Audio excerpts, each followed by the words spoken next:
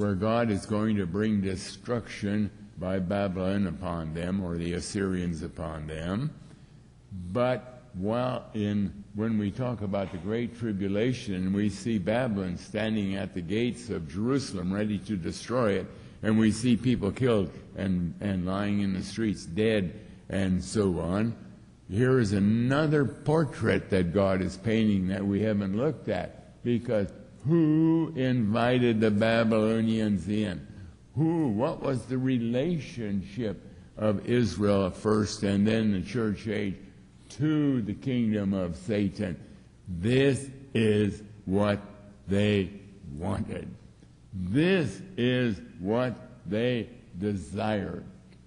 You know, since Satan is ruling in the churches today, we're getting kind of a picture of that, you know, as we read about the crazy things they do in churches, all the entertainment they're bringing in, and the kind of music that they're bringing in, and the kind of people who are beginning to preach.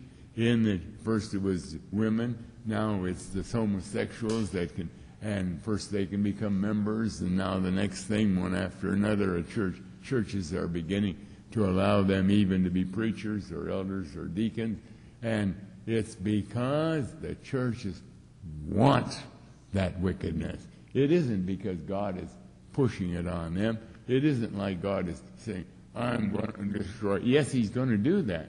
Yes, that's all going to turn into total destruction. It's going to turn that way. But it is at the invitation of the churches. They want that wickedness. God is not forcing it on them. They want it. And that's why it's so easy for Satan to operate in these churches. That's why it's so easy for him to be as like an angel of light and its ministers of righteousness. This agrees with what they want. And so this puts a different shadow altogether. It isn't like God is looking at the churches, and he is, but this isn't the end of the matter. Like he's looking at them, oh, you have destroyed my word. You have thumbed your nose at me. You have rebelled against me, and you have done all these ugly things. And I'm going to put Satan there to rule over you, and he's going to make you more and more sinful, so that you will be more and more prepared to enter into the judgment day.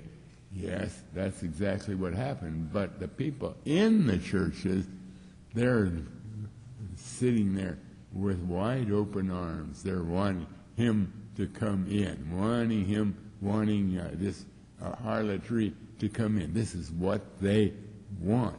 And so we can expect that when we start telling the world that May 21, 2011 is going to be the day of the judgment, that's the last thing they want to hear about. That is absolutely the last thing. We're having way too good a time.